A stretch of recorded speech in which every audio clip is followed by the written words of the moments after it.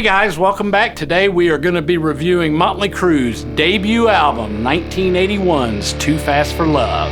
Let's go!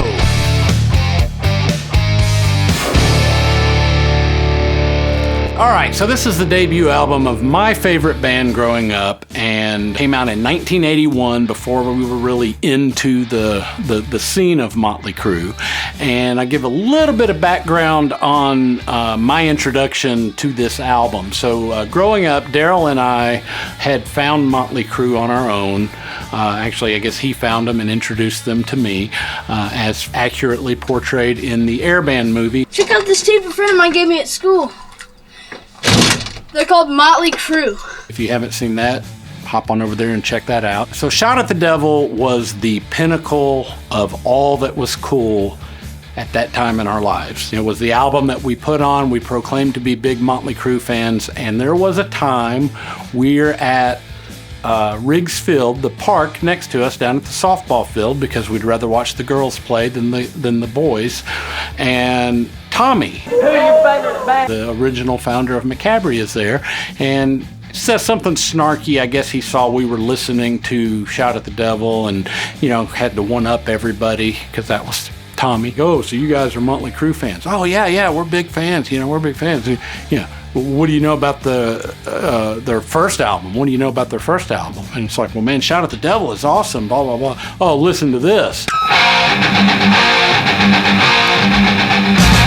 We hear Livewire for the first time and just melts our face, and it's like, yes, we must seek out this album. And so many a days were spent at Sunburst Records just waiting for that one to make its way through, and happy to pick it up for $2. Now, it's important for the purposes of this review to know that what I'm going to be reviewing today is the Elektra Records release. The album was originally released with a different mix on their own independent Leather Records label that was distributed almost exclusively out west in California, and the print run was very, very small. So we're reviewing the Elektra version today, and the reason that's important is because my reviews that I'm going to give you today on Too Fast for Love maybe, probably, and definitely would be different if we were reviewing the Leather Records version.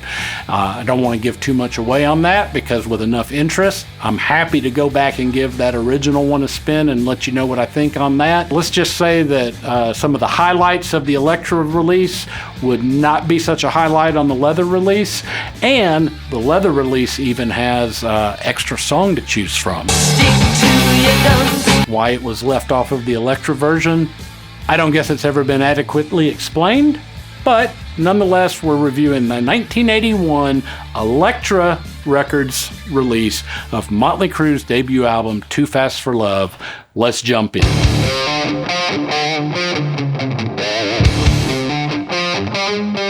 Best song on the album? Livewire. Hands down, no discussion, case closed, period. We could just move on from there. It is the quintessential Motley Crue song. There is literally nothing about this song that I would change. From the beginning punch in the gut riff to the breakdown when it slows down, kind of towards the middle of it, to them punching on through and just finishing out the song. Some extra cool cowbell in there. This might be not only the best song on the album, it might be the best song of their career.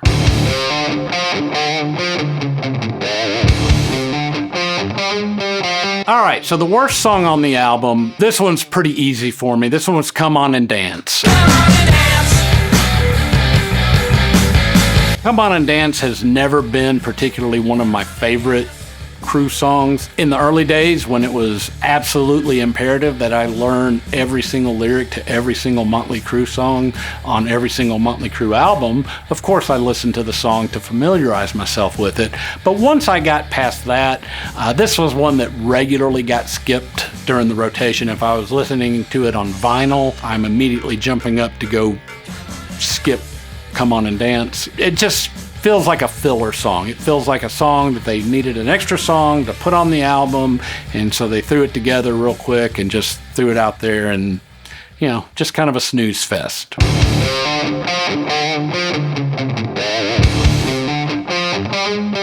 Okay, so it's real hard to pick a most overrated song. They didn't have mass commercial success initially from this album. They had the video for Livewire, which was in rotation and which is pretty well known. So they didn't have a whole lot of what you would call big hits, but being so well familiar with the album and it basically being, you know, my number 2 album growing up, right behind Shout at the Devil. You know, most of the songs are near and dear to me. So the most overrated one, I would say for me, is probably going to be Piece of Your Action. It's a good song. It's a great song. I enjoy the song. It's one that made its way into their live shows for quite a bit, and one that they even go back and play on occasion now. There's nothing bad particularly about the song. It's just of the songs that you think of when you think of Too Fast for Love, the album, it's just not in as high of regard as I guess I remembered it growing up.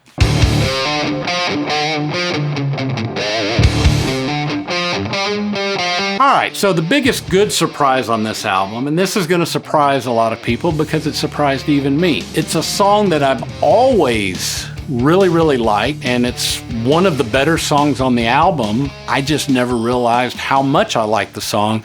Take Me to the Top. Take me to the top.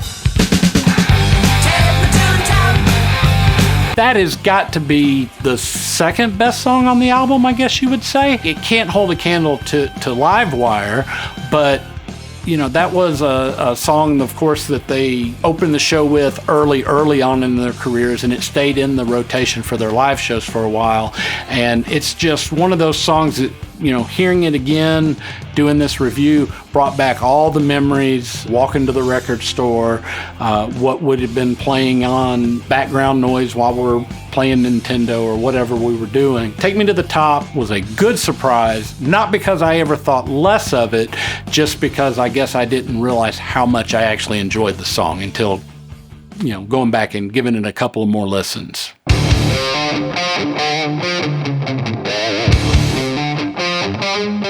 Biggest letdown on this one is going to be the title track, Too Fast for Love. Too fast for love. Too fast, you're too fast for love. Again, it's not a song that's bad. I really can't put my finger on it. It's fast paced. It starts off pretty strong, and you know, it's a fun song. Early, sloppy Motley Crue. I don't dislike the song at all, but that's the letdown. The letdown is the title track of the album should be better than the 4th or 5th best song on the album. You know, they should have either just gone with self-titled album or called it Livewire. I don't think there's any doubt in anybody's mind about what the great song on there was and why they would have ever thought Too Fast for Love a top 4 or 5 song on the album, or you know, much less, you know, the need to name the album after it.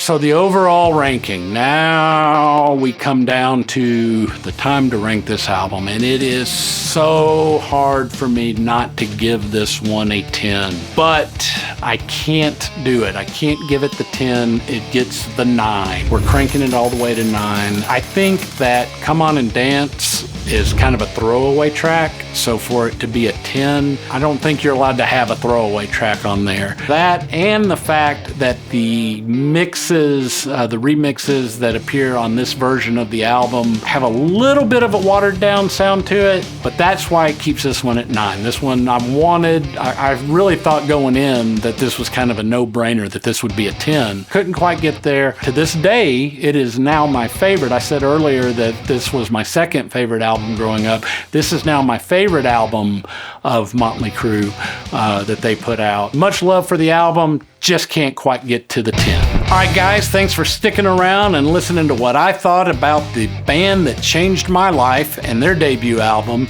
and I appreciate you watching Larry on Eric and Darrell.